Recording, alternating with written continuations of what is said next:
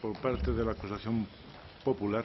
Sí, señoría. Yo lo primero que quiero es darles las gracias, porque creo que todos estos días nos han demostrado el compromiso que tienen ustedes con el jurado y el esfuerzo que han hecho. Yo me acuerdo una vez que a mí me tocó una mesa electoral, que solo fue un día, y era mucho más sencillo y me pareció durísimo. O sea, me pongo en su lugar del esfuerzo que les estamos pidiendo, o siendo sobre todo personas que no están acostumbradas a la justicia. Dicho lo cual, yo voy a intentar cansarles lo mínimo posible y quiero acabar como comenzamos, prometiéndoles que esta parte iba a hacer un trabajo sencillo pero completo. No íbamos a caer ni en relatos periodísticos, ni en cinematográficos, ni en cosas de morbo, ni cosas que son de otros países. Aquí estamos en nuestra tierra, que es una tierra seria. Como bien explicamos, la acción popular que ejercemos es sin ánimo de lucro y no tenemos un interés particular de nadie. Nuestra única misión, de forma totalmente altruista, es defender a las víctimas y defender la legalidad. Nuestra sociedad es una sociedad democrática y de derecho. Y eso implica que aunque una persona sea normal o, como aquí se ha visto, sea una persona mentirosa, agresiva o manipulador, como dicen los juicios, tiene derecho a la presunción de inocencia y es nuestra obligación demostrar lo contrario. Objetivamente creo que aquí se ha hecho y la prueba está a su disposición. Ahora les voy a dar, con su permiso, unas pinceladas de lo que creo que es común a los delitos, pues para intentar ayudarles. La presunción de inocencia, que fue lo que les preguntó cuando fueron seleccionados de jurado, este principio tan básico. ¿Cómo esto desaparece en un tribunal del jurado? Pues tiene tres hechos que ustedes tienen que valorar. Tienen que valorar si todos los testigos han tenido una continuidad y han dicho lo mismo, sin contradicciones ni ambigüedades. Creo sinceramente que así ha sido. Tienen que valorar si los agentes o los peritos tenían alguna subjetividad. Todos lo han dicho, o no conocían al chiqui o meramente lo conocían profesionalmente. Y luego tienen que valorar también si hay prueba externa que verifique lo anterior. Tenemos unas periciales de la Guardia Civil, tenemos unas periciales médicas y tenemos un informe psicológico totalmente independiente. También se va a hablar aquí sobre la enajenación total o parcial del acusado. Aquí creo que es muy importante, sobre todo los que no somos médicos y evidentemente yo tengo una prima que es médico y me parece una carrera muy difícil y que hay que estudiar muchos años. Ellos, nada menos que 2 doctores, dicen que esta persona no es una persona enferma. Y no lo dicen porque les apetezca, lo dicen pues porque han hecho un método de trabajo que ha sido ver toda la documentación, lo han explorado y en base a eso han hecho un análisis de la conducta. Creo que el viernes fue un testimonio para mí claro y concreto de que dijeron que además de que esta persona no era enferma, es una persona antisocial y con rasgos narcisistas. Y esto nos explicaron que es una persona mentirosa y manipulador, que es una persona agresiva y, sobre todo, lo más importante, les preguntó esta parte, si desprecia la vida humana. Dijeron que sí y que además le gusta ser así. Esto es lo que dijeron los médicos. En lo que hay sobre el consumo, como bien han explicado mis compañeros, la situación de consumo, igual que nosotros tenemos la obligación de acreditar la prueba, la defensa tiene la obligación de acreditar el consumo. De toda la prueba que aquí se ha puesto, no existe ni una, más allá de las meras manifestaciones de testigos, que luego ya diremos la subjetividad o la objetividad que pueden tener, no se nos ha detallado ni cantidades, no ha existido ningún análisis en el momento de la detención. Y lo más importante para mí, cuando se hace una inspección ocular y se están buscando casquillos por el suelo, por los sofás, por tal, que no se encontró un solo resto de sustancia. Cuando se nos ha dicho que se consumió cocaína, heroína, eso es imposible que no se encuentre, simplemente porque no estaba. Y eso además se refuerza con lo que él mismo le dice a los médicos. Él, cuando está en prisión en Zuera, no tiene una acusación delante, está simplemente hablando con los médicos y él nos dice que estaba con los 5 sentidos, que llevaba meses sin ponerse Y es que además eso queda ratificado porque es que incluso la defensa que tanto se agarra al informe de ACAP, es que en el informe de ACAP no hay análisis, hay manifestaciones del acusado. O sea, por tanto, el examen yo creo que es rotundo de que no existe ninguna afectación cognitiva ni volitiva. Este señor tiene una plena conexión de la realidad de los hechos e hizo una conducta planificada, reflexiva y organizada. La defensa, si nos quería decir que esto no es así, ha dispuesto de todas las oportunidades y, como ha dicho el Ministerio Fiscal, siempre ha estado representado legalmente de pedir contrainformes, informes y lo ha tenido hasta el último día del juicio. Igual que se le ha permitido traer un testigo a última hora, se le podía haber permitido traer a su perito. No lo ha hecho. Por tanto, esta es la prueba que ustedes tienen. No lo sé si la defensa lo va a sacar, porque me parecería un poco peregrino, pero por si acaso es mi obligación decirles que, bueno, como él dijo que se sentía en peligro de que nos intentaran plantear que esto es una legítima defensa. Esto muy sencillamente se ve que no, porque la legítima defensa lo primero que precisa es de una agresión ilegítima que sea inminente, real, directa, imprevista e injusta. De la prueba practicada hemos visto que nada de esto sale. Y luego, además, que quien supuestamente la agrede estuviera cometiendo un delito. Dionisio, mejor o peor, como cualquier persona ante una situación de una reyerta que ha habido previa, pues le fue a pedir explicaciones, de forma quizás un poco acalorada, pero al fin y al cabo a pedir explicaciones. La habían golpeado a su mujer, la habían golpeado a él. No es tan raro ni es ilegal que le vaya a pedir explicaciones. Y, por supuesto, el teniente coronel estaba actuando dentro de un protocolo en el cumplimiento de su deber.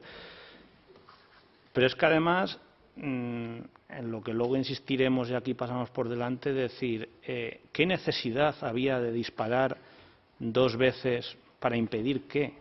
Tendría que impedirse una agresión. Dionisio en ningún momento llegó a agredir a Chiqui. Si lo hubiera llegado a agredir, existían varios medios de defensa. Le podía haber dado un culatazo, le podía haber empujado, pero no, eligió la más grave, la más letal, que es pegarle un tiro. Por tanto, la desproporción entre el daño que se podía causar y lo que se quería evitar es totalmente notable. Y luego, una cosa del sentido común es que el ánimo defensivo, cuando alguien se defiende, no tiene ánimo de matar, tiene ánimo de repeler el ataque, cosa que aquí no hemos visto.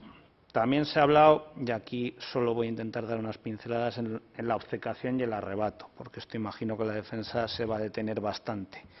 Ya les han explicado que es obrar bajo un estímulo muy poderoso y que esto disminuye la conciencia, la influencia y que tenga una causa que sea muy poderosa o varias causas muy poderosas. ¿Qué causas poderosas tenía este señor, que no es ni parte de la pelea, ni la ha agredido nadie, para perder, quiero decir, para hacer una acción tan grave? Ninguna. Porque además, tanto el arrebato como la obcecación requieren de una acción externa. Es una acción externa de alguien hacia el Chiqui. Ni Dionisio ni los guardias civiles han hecho ninguna acción hacia el Chiqui.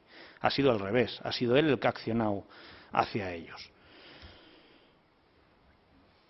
Y además, a mí me ha sorprendido, desde que llevo en este caso, la frialdad con lo que esto se ha hecho, que es totalmente incompatible con una situación súbita y mucho menos una situación pasional que a esta persona le rompa sus mecanismos inhibitorios, como bien han explicado los médicos. Pero es que además hay un detalle, sobre todo respecto al teniente coronel, es que una obcecación o un arrebato es una acción inmediata. En el caso de Dionisio sí que se produce más o menos rápido, pero en el caso del teniente coronel han pasado más de 6 horas. Han pasado más de 6 horas desde que esto ha empezado. Y este señor le dispara de forma totalmente fría, preparada, planificada. O sea, no es un acto reflexivo y no pensado. Es un acto claramente organizado. Ahora, con su permiso, muy brevemente les voy a explicar cada delito por qué entendemos que existe y que deben emitir un veredicto condenatorio. El delito de la tenencia ilícita de armas ya es reconocido por el acusado. Ya es reconocido por el acusado porque los hechos son notorios. Nos encontramos ante un arma de guerra que solo se puede tener con una licencia especial, y es evidente que Chiqui ni tenía licencia y, lo más importante, ni tenía posibilidades de obtener esta licencia, porque para obtener una licencia como cualquier licencia de armas, no tienes que tener antecedentes penales y pasar un examen psicológico. No la hubiera tenido. Pero claro, además nos encontramos que además ustedes bueno, no está, pero van a tener el rifle a su disposición, de que este arma ha sido manipulada y mejorada. Como bien explicaron los peritos, estas armas, como todas las armas, porque en España todas las armas están identificadas, como cada persona estamos identificadas con un DNI, tiene un número de serie en el cañón y un número de serie en el cerrojo.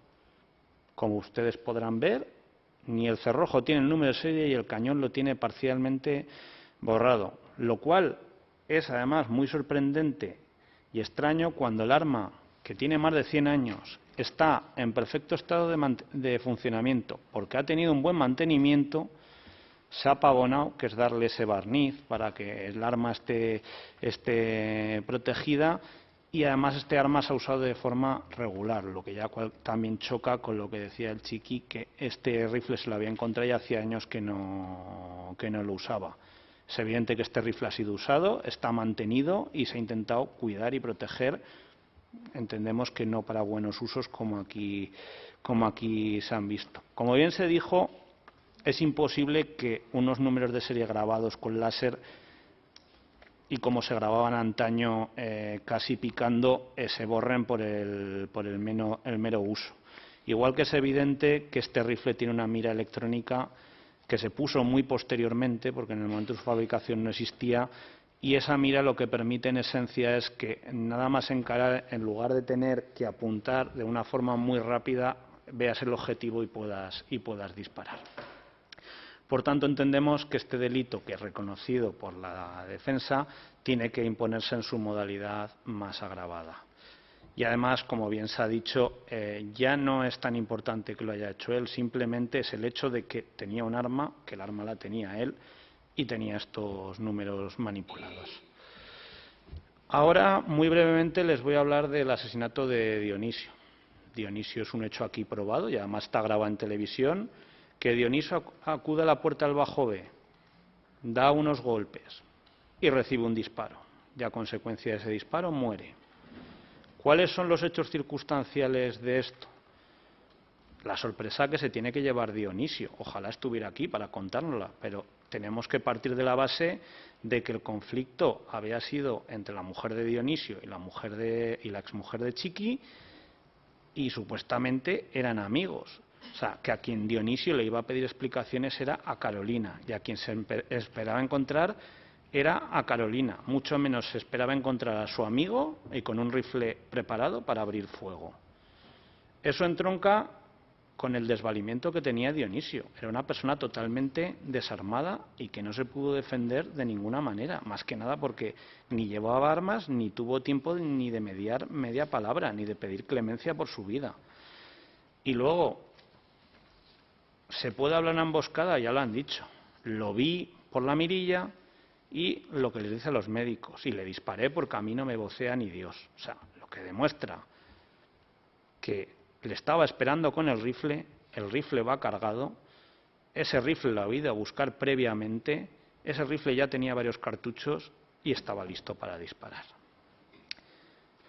Luego, el hecho del ensañamiento. No hay que olvidar que este señor usa un arma de guerra, pero usa una munición que además es expansiva. Como bien nos explicaron aquí los peritos, si me permite la expresión, es una munición que revienta, que cuando alcanza el objetivo revienta para abatirlo de un solo disparo. Aquí ha quedado probado que no solo le dispara a bocajarro, sino es que tampoco le asiste de ninguna manera. Y se deja a Dionisio durante 20 minutos agonizando en el suelo, desangrándose y con un daño deliberado que no tenía por qué sufrir. Por tanto, aquí la pregunta que yo creo que está contestada es: ¿Chiqui se aprovechó de la indefensión y usó el medio más letal? Para mí, sí.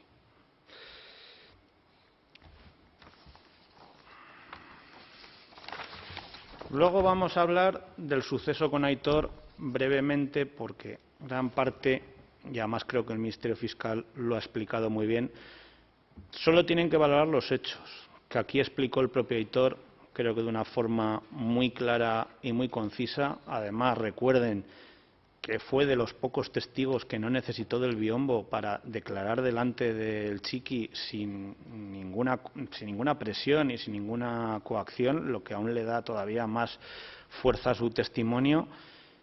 Y es que además el vídeo lo ratifica, de que cuando ha disparado a su padre, el Chiqui sale, apunta, es decir, primero recarga, se ve el gesto de agachar, porque como es un fusil que pesa 4 kilos, cuando se recarga se tiene que apoyar para poderlo recargar, por eso se hace el gesto de la cámara de bajar la cabeza, recarga y la apunta. Lo que pasa que como Iván, con mejor o peor acierto, yo entiendo que con mejor, sale corriendo, el Chiqui no puede hacer blanco en él. Pero es que no contento con eso, lo persigue por el pasillo para intentar darle caza. En la cámara se ve la punta del rifle y se ve que llega la Guardia Civil. Y como bien dice la Guardia Civil, en el momento que los vio es cuando recula y tira para atrás. En conclusión, el asesinato no se produce porque el Chiqui no haya empezado y no haya hecho todas las acciones necesarias, que es cargar, apuntar, y no puede disparar porque no puede alcanzar el objetivo, si no, no les quepa duda que hubiera disparado. Lo demás es idéntico a lo que les he dicho. A Iván también se le pilla por sorpresa. Iván, por mucho que lleve una navaja, entenderán que qué defensa es eso ante una arma de guerra y a distancia. Y luego, además, le sale también con el rifle cargado y con una mira electrónica para batirle. Si no llega a correr y tener esos reflejos, tendríamos aquí un triple asesinato, no un doble asesinato. Ahora pasamos a Iván, un caso que también se ha debatido y que Madira lo totalmente dicho por el Ministerio Fiscal y mi compañero Verdugo, pero la duda que les va a plantear la defensa es: ¿era un rehén o no lo era? Yo sinceramente creo que sí, por lo que aquí he visto, porque más de 6 guardias civiles lo oyen pedir auxilio, temer por su vida, incluso algunos que les va a cortar el dedo, pero también por la propia dinámica de los hechos, nos lo explica la UEI. A ellos los activan porque hay una situación crítica y una situación con rehenes. Si cuando la UEI llega a Santovenia de Pisuerga entendieran que esta situación no era así, se hubieran ido y hubiera seguido la fuerza territorial. O sea, la propia dinámica de los hechos de la Guardia Civil y del comandante de que aquí depone como mando es que ahí había una situación con rehenes. Y luego, además, no se puede obviar que existe un informe psicológico, que esta persona tiene un daño y tiene un trauma que le ha sido causado por esta experiencia, como es lógico, sea cualquier persona, por desgracia, nos tocará vivir. ¿Qué tienen para dudar? Tenemos a una exnovia, que si ustedes recuerdan aquí, cuando vino a deponer, a su padrastro lo llama padre, o sea, ya demuestra que lo quiere como un padre. Al verlo aquí esposado, incluso se le saltaron las lágrimas. Y luego nos habla de una serie de cosas, como una serie de mensajes y llamadas, que no aporta y nos da una excusa de mal pagador de no, es que cambié de teléfono. Hoy en día, con los medios técnicos, cualquier teléfono, por estropeado que esté o con una mera tarjeta SIM, se pueden extraer todas las llamadas y todos los datos. Y además lo hace la Guardia Civil de forma totalmente gratuita. O sea, teniendo en cuenta que hemos estado más de 1 año y pico en instrucción, han tenido tiempo de sobra para hacerlo. ¿Por qué no se ha hecho? Sinceramente, porque no existe. Luego, como bien ha dicho, la percepción del comandante de la UEI. Aquí tenemos que tener en cuenta, para mí, siempre se dice que la primera versión, que es la más inmediata, es la más verosímil. Él en instrucción dice que no duda de que sea un rehén, pero sí de su versión. Para mí lo importante es que no duda de que es un rehén. Su versión, pues como aquí ya se ha dicho, es una persona, cada persona tiene un carácter, hay que ver la situación y es evidente que, como él mismo dijo, Era una impresión subjetiva y cada persona reaccionamos de una manera a las situaciones. Supongo que cada uno nos tendríamos que ver en esa situación para ver cómo salíamos, si eufóricos, si tranquilos, si llorando o no sé cómo. Pero el hecho que captan las cámaras y aportan todos los testigos es que Iván no podía salir. Iván estaba dentro de la casa y no puede salir en ningún momento. Lo vemos entrar, pero solo lo vemos salir cuando se cumplen las condiciones que dice el chiqui. Primero era un coche, luego era la droga, quería que la Guardia Civil se fuera, quería que no hicieran ruido y luego, sobre todo, lo que más quería, y lo deja claro, es que era su baza para que no entraran en la vivienda.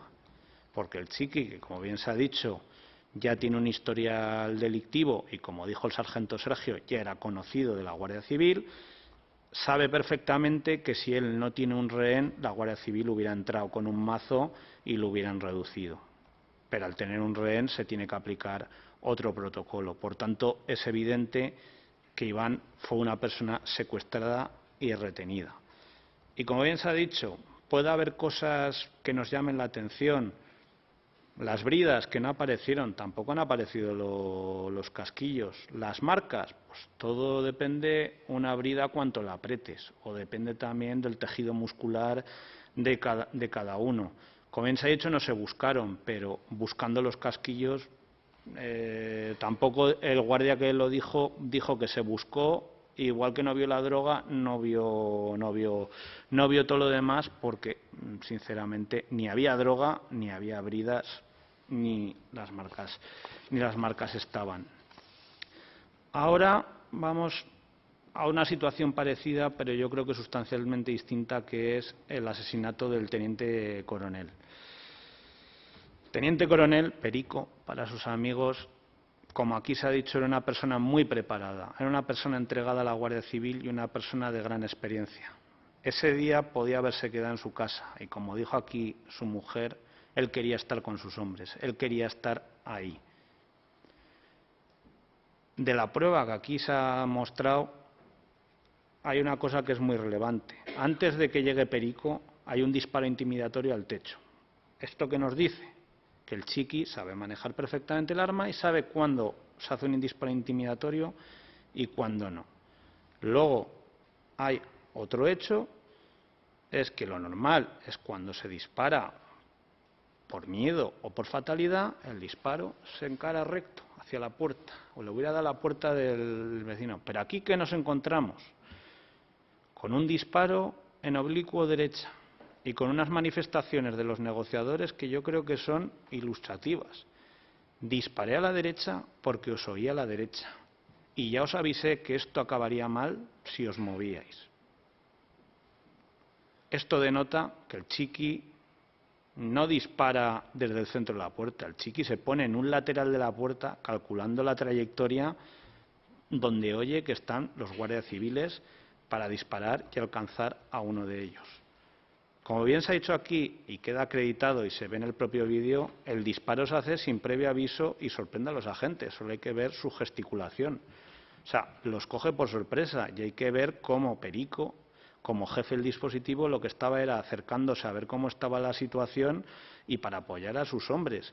O sea, en ese momento no era una situación que fueran a entrar, una situación que fueran a disparar, era una situación que, como los negociadores nos dijeron, era una situación de enfriamiento, de a ver si el chiqui se calmaba y entraba en razón. La emboscada, hay una única trayectoria y con un único objetivo. Y luego, el desvalimiento entronca con lo que les he dicho antes. Se aprovecha ese momento de enfriamiento en que los agentes no están apuntando a la puerta. No están con los escudos balísticos en alto los que están en el lado, porque ese recodo, supuestamente, al estar en diagonal, es más seguro y, además, como nos explicaron muy bien los negociadores, la propia técnica de negociación exige que no haya barreras. Por eso no se tapó la puerta, por eso el teniente coronel no tenía un escudo balístico delante, porque estaban tratando de enfriar la situación. Y el ensañamiento es exactamente lo mismo que en el caso de Dionisio. Se usa un arma de guerra y se usa una munición expansiva. Como bien dijeron aquí los médicos forenses, si se hubiera usado otro tipo de munición, llamarlo balística, el disparo hubiera entrado y hubiera salido. Y muy posiblemente el daño fuera muy inferior y Perico hubiera sobrevivido. Pero como al ser una munición expansiva cuyo objeto es impactar y reventar, a Perico le reventó la cabeza y no le dio opción a sobrevivir. Y luego es evidente también el por qué se hace este disparo. Este disparo se hace porque Chiqui aún albergaba alguna intención de poder escapar. Llevaba ya 3 delitos, una tenencia ilícita, un asesinato, una tentativa de otro y un secuestro. Y además, como elocuentemente ya nos ha dicho, el primero se paga, pero el segundo sale gratis. Ustedes hicieron una pregunta muy interesante que no estaba en la pericia, pero humildemente se la voy a intentar instruir con la experiencia que le da este letrado a ser deportista de tiro desde hace más de 20 años. Un cartucho, que es una cosa así, perdón por apuntarles, pero que esto no dispara, funciona exactamente igual que un boli. Cuando se aprieta aquí, golpea el fulminante, se hace la combustión química y el proyectil, que es esto, sale adelante. Hay un principio de la física que dice que a mayor velocidad, menos desviación. Es decir, si yo voy rápido, no me desvío del objetivo. Si yo estoy yendo despacito, me desvío más. Aquí, como bien ha dicho mi compañero, aunque le tengo que hacer una pequeñísima corrección técnica, la ficha técnica del Mauser dice que es una velocidad de 715 metros por segundo, o sea, lo que equivale a 2.574 kilómetros por hora de velocidad. Eso traspasa una puerta, una pared, y no traspasó el casco porque se juntó el casco, la visera y el cerebro al expandirse la bala. Si no, la bala hubiera seguido más hacia adelante y no sabemos si hubiera alcanzado otro agente. Y luego, del mero cálculo matemático, el disparo se dispara desde la puerta hasta la cabeza de Perico le alcanza en menos de una milésima de segundo. Esto, si tenemos en cuenta que creo que la mayoría somos conductores, es como cuando te subes del coche y estás saliendo del estacionamiento y sales despacio, mientras te pones el cinturón y coges las gafas de sol, a nada que te despistas, pues es fácil que le roces al pilón o le des una farola y dices, ¿cómo me he podido desviar tanto? Pero por contra, si vamos en una autovía a 120 kilómetros por hora, pues si tenemos que coger las gafas de sol, tenemos que coger la botella de agua, podemos soltar el volante durante más de 5 o 6 segundos y el vehículo no se desvía. Aquí estamos hablando que no llega a ser ni un segundo, es menos de una milésima del segundo. Y luego estoy totalmente de acuerdo con lo que se ha dicho y demuestra la trayectoria. Un disparo a 90 centímetros en cualquier persona, sea cual sea su fisionomía, como mínimo te alcanza en el pecho y te alcanza en un corazón o te alcanza en un pulmón. Aquí el hecho de que Perico fuera más bajito y podía entrar agachado hizo que le diera en la cabeza. Pero en cualquier caso, el disparo iba dirigido a una zona letal y estaba dirigido para matar. Por último, el último delito, que es independiente, aunque la defensa en sus conclusiones lo intenta integrar, el delito contra agente de la autoridad. Que el acometimiento es grave, se lo acabo de explicar, creo que no cabe ningún género de duda. Que eran unos guardias civiles que estaban en el ejercicio de sus funciones, es obvio. Que el Chiqui los reconoce a estas personas como agentes de la Guardia Civil es también obvio. Él mismo lo dice y todos los guardias civiles lo dicen.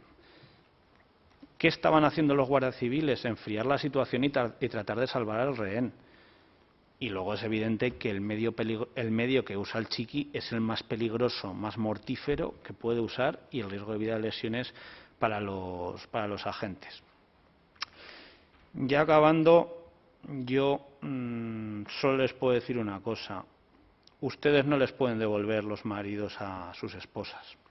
Ustedes no les van a poder devolver padres, hermanos, a una familia que está destrozada. No le pueden devolver a la Guardia Civil a su mejor servidor público.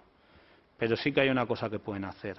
Ustedes pueden emitir un veredicto condenatorio para que una persona, sea cualquiera, o sea una persona que desprecia la vida humana, campe a sus anchas. Que nuestra sociedad no sea una sociedad en la que las disputas se arreglen a tiros. Y que estas familias destrozadas superen este episodio que ha sido muy duro para ellos, puedan pasar página porque encuentren la reparación y el consuelo de que aquí ustedes han hecho justicia. Hay gente que no cree en el Tribunal del Jurado. Yo sí, creo que se equivocan. Para mí ha sido un honor acompañarles en este procedimiento, que creo que ha sido muy garantista y muy riguroso. Ustedes han sido el mejor ejemplo de ellos y todas las partes, que creo que hemos sido exquisitos y hemos intentado hacerlo lo mejor posible, garantizando todos los derechos. Este proceso ustedes tienen la última palabra. Y además no quiero despedirme sin dejarles de dar todo mi reconocimiento. Ustedes son la garantía de lo que se dice por los que estamos a favor del Tribunal del Jurado, de que la justicia emana del pueblo. Es un faro de justicia, de equidad, que esta sociedad necesita. Muchas gracias.